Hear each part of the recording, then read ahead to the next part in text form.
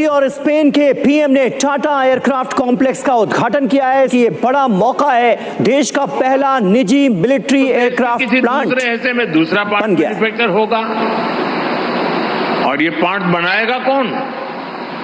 हमारे माइक्रो और small industries ये काम करने वाले हैं।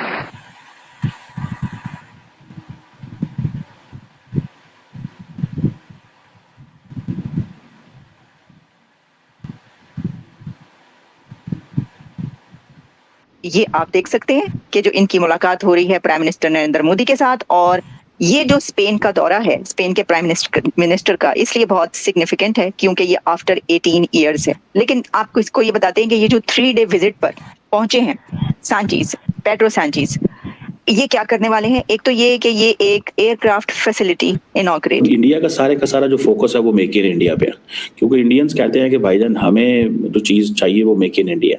ये जो इनिशिएटिव नरेंद्र मोदी ने 2014 में लिया था, एक ही मकसद था कि हम इंडिया ग्लोबल मैन्युफैक्चरिंग हब बने, कंपनीज को जो है वो हम इनकरेज करें। तो इंडिया और वेस्ट के इंटरेस्ट आपस में जुड़ रहे हैं, यूरोप के इंटरेस्ट आपस में जुड़े हैं, एक बहुत बड़ी सॉफ्ट पावर सामने दिखती हुई नजर आ रही है। ये इनके लिए make in India aircraft make in India initiative in aviation sector with in which is being set by Tata advanced systems in collaboration with Airbus Spain. तो टाटा एडवांस्ड सिस्टम और एयरबस स्पेन के बीच जो मेक इन इंडिया का initiative C295 aircraft, उसकी inauguration है। Spain के prime minister India, और ये आप देख सकते हैं कि जो इनकी मुलाकात हो रही है प्राइम मिनिस्टर नरेंद्र मोदी के साथ, और ये जो स्पेन का दौरा है स्पेन के प्राइम मिनिस्टर का, इसलिए बहुत सिग्निफिकेंट है क्योंकि ये आफ्टर 18 इयर्स है। 18 साल के बाद वो इंडिया जो है वो आए हैं। अब आप सोच रहे होंगे कि ये जो मैंने बात की कि race between Germany and Spain, कि कौन इंडिया से ज्यादा क्लोज हो और कौन इंडिया के जो प्रोजेक्ट्स हैं वो हासिल करे, तो एग्जैक्टली ये ऐसी ही एक रेस है इस वक्त दुनिया में जो आप देख रहे हैं। आप ये बात करते हैं कि जी हम क्यों बात करें भारत पर, या कोई पाकिस्तानी क्यों बात करें इंडिया पर, ये तो बहुत ही छोटी बात है। इंडिया एक ऐसा कंट्री बन चुका है कि कंट्रीज के बीच भी रेस है कि कौन इंडिया के ज्यादा क्लोज हो। तो ये एक ऐसी रेस नजर आ रही, आप देख लें। अच्छा, अब पहले तो मैं आपको ये बताऊं, फिर हम ये बात करेंगे कि ये किस चीज की रेस है। लेकिन आपको इसको ये बताते हैं कि ये जो 3 डे विजिट पर पहुंचे हैं पेड्रो सांचेज, ये क्या करने वाले हैं? एक तो ये कि ये एक एयरक्राफ्ट फैसिलिटी इनॉग्रेट। तो टाटा एडवांस सिस्टम और एयरबस स्पेन के बीच जो मेक इन इंडिया का इनिशिएटिव C295 एयरक्राफ्ट, उसकी इनॉग्रेशन है।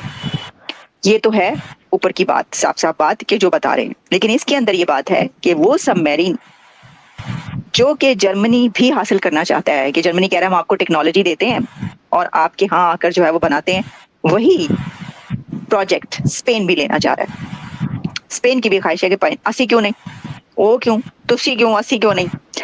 तो यही वजह है कि ये जो अब ये सांचेज हैं ये पहुंच चुके हैं, और अब ये बात करेंगे वो कौन सी है सबमरीन। ये देखें जनाब, ये है वो सब। तो इससे पता चलता है कि इंडिया इस वक्त कहाँ पहुंच चुका है। यही काफी है ये देखने के लिए, किसी को बताने के लिए, जानने के लिए। अगर आप खुले दिमाग के इंसान हैं और आप में कोई बाइसेस नहीं है तो आप ये देख सकते हैं। तो कंपैरिजन की कोई बात ही नहीं है, जरा भूल जाओ, कंपैरिजन भूल जाओ। इंडिया जहाँ पहुंच चुका है तुसी नहीं पढ़ सकते, आपका अब छूना बहुत मुश्किल है इंडिया को।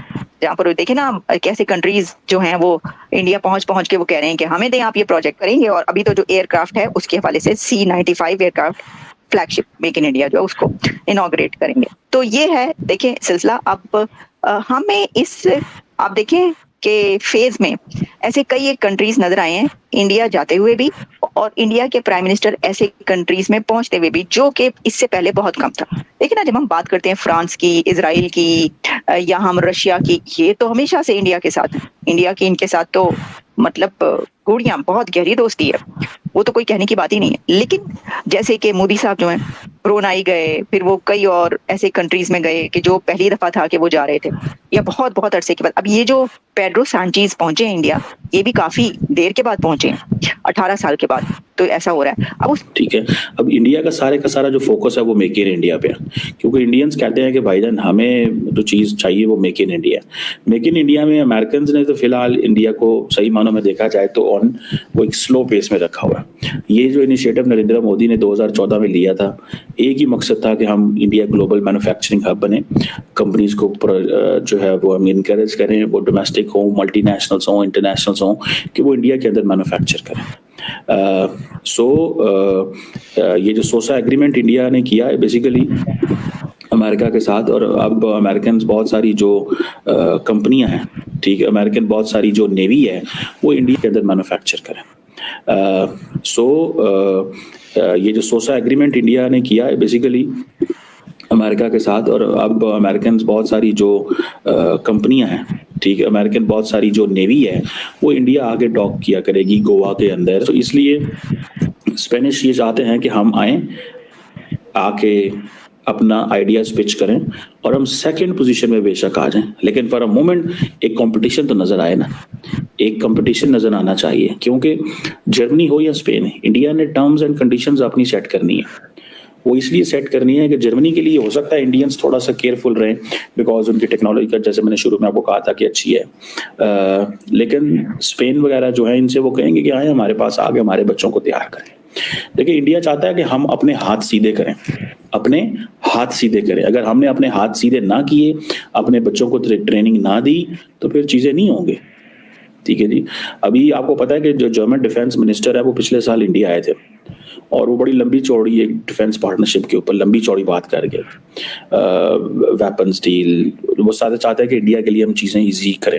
उसकी वजह ये है कि अमेरिका की तरफ से है एक सिग्नल कि ठीक है आप करें इनको, अभी यूरोप वेस्ट के दरवाजे खोले। आपको पता है द मोमेंट ये सारे वेस्टर्न ममालिक इकट्ठे हो जाते हैं, मिसाल के तौर पे अगर उनका इंडिया से कोई प्रॉब्लम हो गया तो आप देखिएगा स्टेप बाय स्टेप सारे पीछे होना शुरू हो जाएंगे। ठीक है, एक चीज रोक देंगे, दूसरी चीज रोक देंगे इंडिया के लिए, तीसरी चीज रोक देंगे। लेकिन इंडियंस क्या कर रहे हैं कि इंडियंस जो उनके साथ कर रहे हैं कि इंडियंस ज्यादा तो वहां पे पहुंचे हुए हैं यूरोप के अंदर, जो इंडिया की जो सॉफ्ट पावर है ना उसका डियास्पोरा है। ठीक है, इंडिया अपने आप को वेपन्स जो प्रोक्योर करना चाहता है, या इंडिया अपने जो एक्सेस वेस्टर्न डिफेंस मैन्युफैक्चरिंग कंपनियों में रखना चाहता है, या अपने आप को मॉडर्नाइज करना चाहता है, या जर्मन टेक्नोलॉजी के पीछे जा रहा है, अपनी एक रोबस्ट डिफेंस इंडस्ट्री चाहता है, ये सारे का सारा वो करना चाहता है। लेकिन इंडिया डबल वेज है कि अपने घर में भी बनवाओ, अपनी मैन पावर भी इनसे ट्रेन कराओ, अपने लोग भी बाहर भेजो, वो रेवेन्यू भी भेजें, एंड देन इंडियन नेशनलिज्म भी लोगों के अंदर पिच करो। Because if there is no Indian nationalism, तो ये जो इंडियंस को इंडिया वो बाहर भेज रहे हैं वो तो उधर के उधर ही रह जाएंगे। लेकिन लार्जली एक चीज याद रखें, जो भी हो, लोग जैसे भी हों, एक खास परसेंटेज होती है जो नहीं आती, जो मर्जी हो जाए वो उनका। देखें हमारे यहाँ पे इंडिया के अंदर कोई दूध और शहद की नहरें तो नहीं बहती ना, वहाँ पे भी चंद शहरों के अंदर तरक्की है। ठीक है, बाकी तो वहाँ पे जब आप देखते हैं